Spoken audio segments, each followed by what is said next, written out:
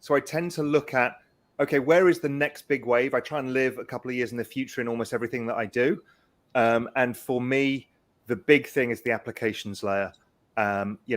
It is DeFi and the next iteration of that becomes more usable for the average person, and it's unusable for the ordinary person. So that's going to come, and that's going to be huge. I think, as Tash mentioned social tokens. They're coming. I know they are because I'm working on a bunch of projects based around this, and these things are enormous. In a recent interview, Raoul Pal, Real Vision CEO and co-founder, shares a few important tips for investing in the digital assets space in 2022. Though Raoul Pal is a known Ethereum bull, still having over 80% of his personal portfolio in the Layer 1 token, he believes investors should have a defined and equally weighted basket of stuff. About the changes coming to Ethereum in the summer, 2 or 3 Bitcoin ETF are coming by April, and DeFi is not going away. Raoul states while pointing out some areas of the market that investors might want to look into in the coming months. The Real Vision CEO also seems to be sold on some other digital assets, and we'd bring you all that in this video. So, watch, like, share, enjoy. The riskier end of the curve, I had thematic strategies. So I had DeFi, I had some metaverse, I had some layer 2, some layer 1s, but mainly, it's 80 odd % ETH. The riskier end of the curve got killed. Some of the metaverse stocks did pretty well in a bear market for a period of time. It's like, for me, that's fine. And only so therefore, if I think of the risky side of the market, I took a small amount of risk in that.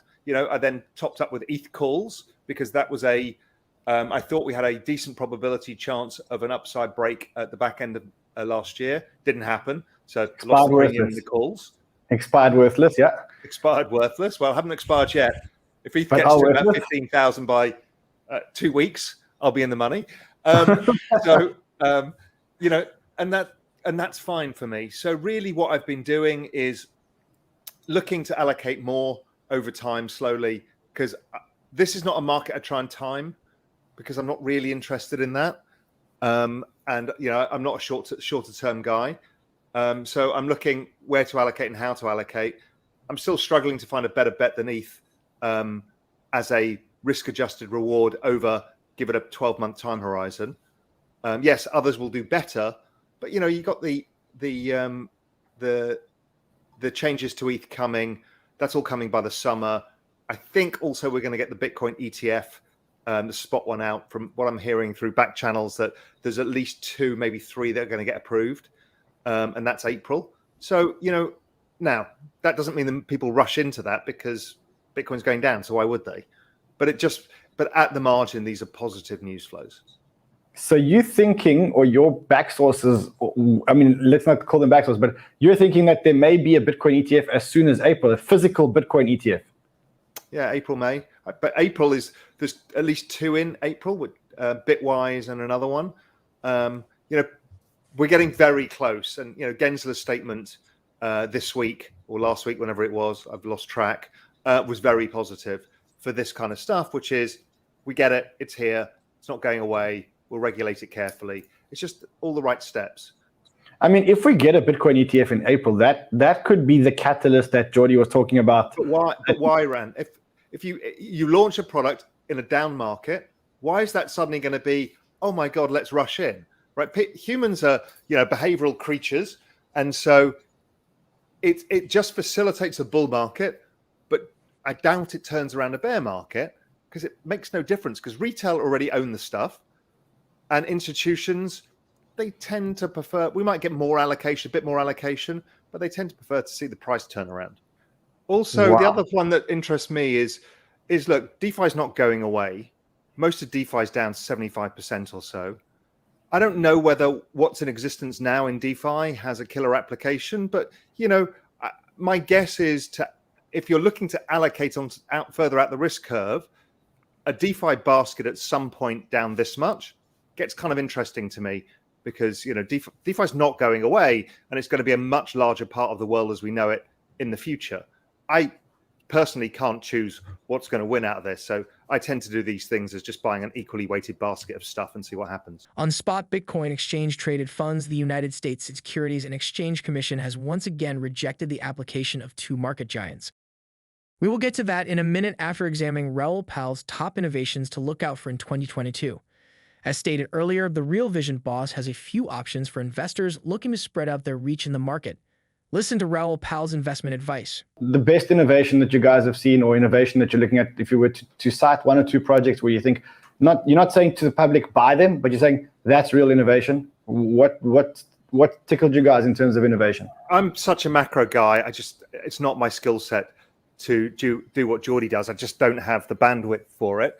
So I tend to look at, okay, where is the next big wave? I try and live a couple of years in the future in almost everything that I do. And for me, the big thing is the applications layer.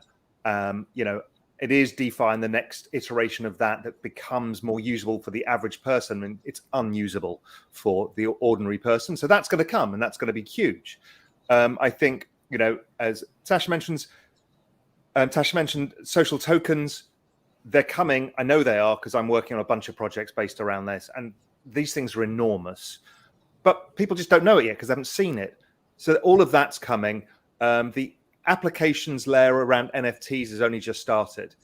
It's very frothy right now, pulls back. So I'm actually focused on that. As I said, I'm building two businesses. One is actually tokenizing the world's largest communities, particularly cultural communities, music, sports, and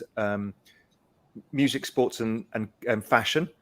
And the other business is a fund of funds to give access, which is what we need to do. We need to give institutions access because they haven't got it. Raoul Pal has always been big on social tokens. So have many other market experts, celebrities, and communities. They are cryptocurrencies that brands, communities, and influencers use to monetize themselves without sharing their revenue with the existing centralized social media platforms such as Facebook and Instagram. Just like artists and musicians can sell their products in the form of non-fungible tokens without having the lion's share of their revenue taken away, influencers and celebrities can use social tokens to sell their content without hindrance. Many sources are touting them as the next big thing in the market, but always ensure you do extensive research before investing in any asset. The SEC has rejected the applications from the New York Digital Investment Group and fund manager Global X. According to the filings on March 10, the Commission rejected proposed rule changes from Chicago Board Options Exchanges BZX and New York Stock Exchange's ARCA. The proposed changes would have seen ARCA listing and trading New York Digital Investment Group's Bitcoin ETF, and the BZX exchange listing and trading Global X's Bitcoin ETF. The Commission said the two exchanges did not meet its rules of practice and the requirements of the Exchange Act. As such, it cannot prove that the ETF would be able to prevent fraudulent and manipulative acts and practices, or protect investors and public interest.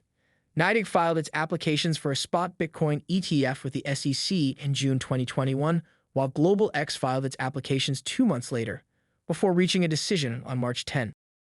The Commission opened the applications for public comment several times and deferred approving or disapproving the proposed rule change. Spot Bitcoin exchange-traded funds applications from WisdomTree and Van Eck have also met with the same fate. So far, the Securities and Exchange Commission has not approved any spot Bitcoin exchange-traded funds, but Bitcoin futures have had more success with the Commission. Companies like Grayscale are getting more impatient about getting approval for a spot Bitcoin ETF. The asset manager recently launched a campaign asking U.S. investors to submit comments to the SEC so that it can convert its Bitcoin trust into a spot Bitcoin ETF. The Commission will announce its decision on the issue on July 6, 2022. Thanks for watching the video. Remember to drop your comments below and click the like button.